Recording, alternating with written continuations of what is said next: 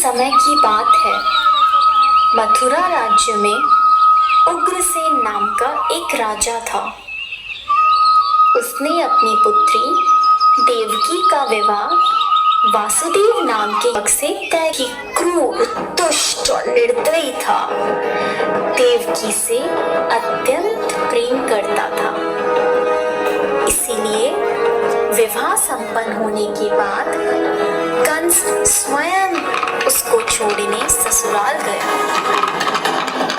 जब वह रथ में जा रहे थे तब बीच रास्ते में उनको आकाशवाणी सुनाई दी।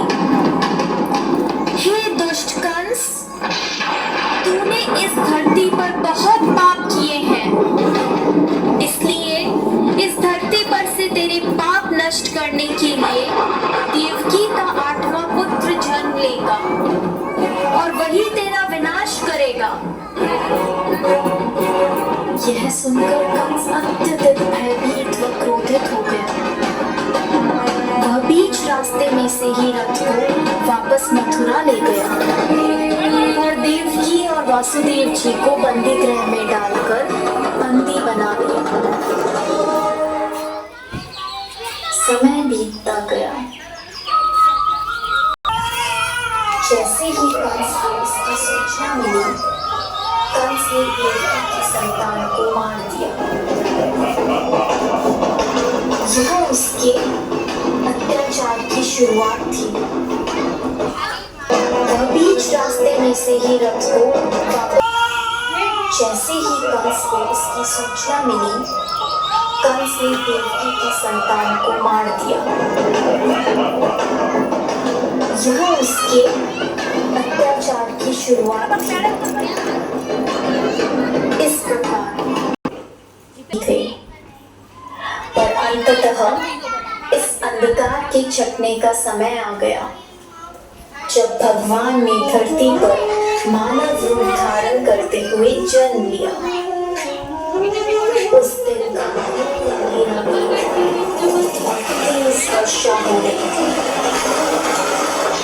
ऐसे लग्न में भगवान ने धरती पर देवकी की 8वीं संतान बनकर बालक रूप में जन्म लिया।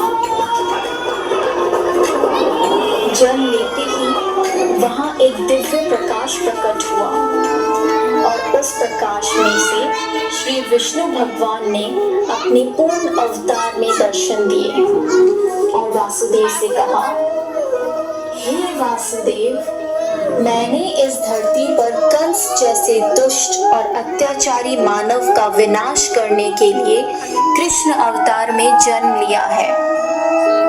अतः मैं आपसे विनती करता हूँ कि आपकी दोस्त नंद के घर ले चलें, जहाँ उनकी पत्नी यशोदा ने बालिका को जन्म लिया है। उस बालिका को यहाँ ले आकर मुझे यशोदा के बगल में सुला दें। ऐसा बोलकर भगवान अंतर्ध्यान हो गए।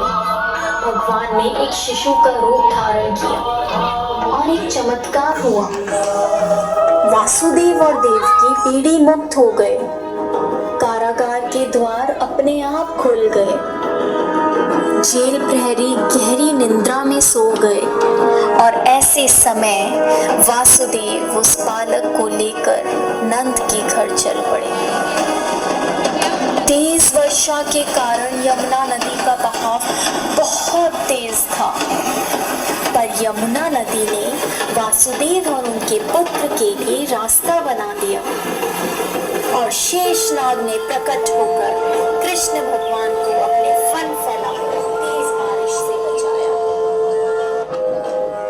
आखिरकार वे नंद के गांव पहुंचे और कृष्ण को यशोदा की बगल में लेटाकर उनकी पुत्री को वापस बंदी गृह ले आए।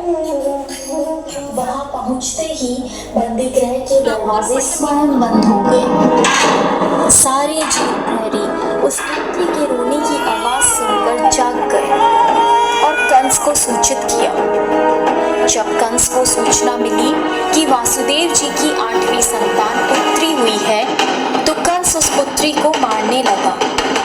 अचानक उसमें से एक दिव्य ज्योति के साथ मां शक्ति प्रकट हुई और उन्होंने कहा, जन्म ले चुका है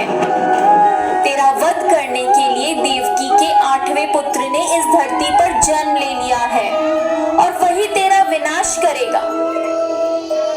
ऐसा कहकर वह दिव्य शक्ति लुप्त हो गई। जब कृष्ण भगवान बड़े हुए तब उन्होंने कंस का वध किया और इस प्रकार कृष्ण भगवान ने धरती पर अत्याचार व बुराई का अंत किया। इसीलिए हमेशा प्रत्येक भाद्रपद की कृष्ण पक्ष की अष्टमी को जन्माष्टमी के रूप में श्री कृष्ण का जन्म दिवस मनाते हैं। जय श्री कृष्ण।